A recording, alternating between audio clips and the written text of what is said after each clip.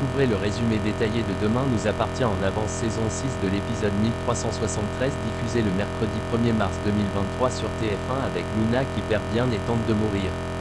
Le récap complet du feuilleton DNA de l'épisode en avance du 1/3/2023 dévoilé. Retrouvez les spoilers Demain nous appartient en avant-première avec tout ce qu'il faut savoir sur l'épisode.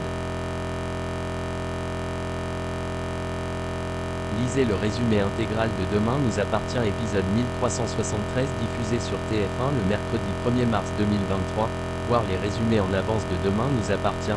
Le récap de l'épisode précédent Demain nous appartient du 28/2/2023 est en ligne. Nouveau-te-aigu-le-accent-aigu.com vous propose le résumé intégral de l'épisode #Demain nous appartient ci-dessous avec en bonus les spoilers Demain nous appartient de la semaine du 27 février au 3 mars 2023 avec la bande-annonce.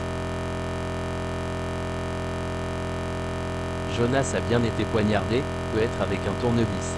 La cause exacte du décès sera dévoilée avec l'autopsie. Martin pense à une vengeance. Une écharpe auprès du meurtrier a été retrouvée, une analyse ADN est en cours. Lisa veut reconvoquer Luna car elle a du mal à croire qu'elle ne savait pas où se trouvait Jonas. Un flacon de cigarette électronique est retrouvé sans empreinte.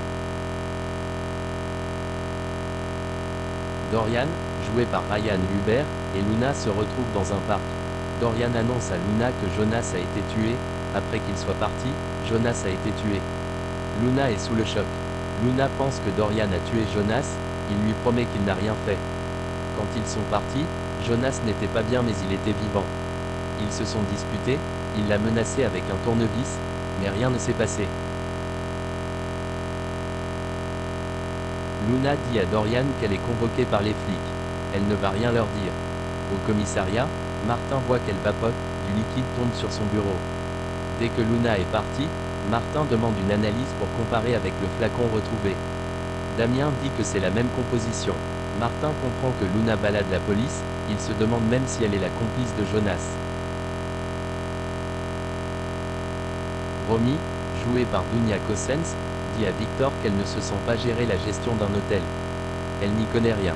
Victor retire son offre pour l'hôtel, vu que Romy dit non, Victor n'achète plus l'hôtel. Victor a reculé et a cassé le phare du conducteur derrière lui, l'homme est en colère, il veut faire un constat. Victor donne de l'argent pour que ça se règle direct. Victor a-t-il voulu impressionner Romy? Ça marche pas. Swazik écoute la discussion de William et Victoire sur le film Point Break. Ils font un pari, et elle casse l'ambiance.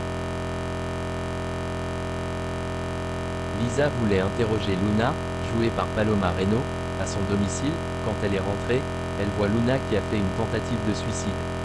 Lisa appelle les pompiers. Luna a perdu beaucoup de sang. William invite Swazik, joué par Charlie Nunn, pour prendre un verre à la maison et rencontrer Aurore. Swazik ne peut pas car elle a un dîner prévu avec François son ex, Charlie et Adam son fils. Alexis Langlois, joué par Michael Fitoussi, s'est invité chez Étienne en attendant. Dorian fait connaissance avec son fils. Dorian demande à Alexis comment était son père quand il était jeune. Alexis dit qu'il est tête brûlée. Bénédicte a droit à un bouquet de fleurs de la part d'Alexis. Dorian est mal à l'aise quand Alexis lui demande s'il est casse-cou comme Étienne. Étienne est sous le choc quand il voit Alexis à la maison. Bénédicte invite Alexis à dîner.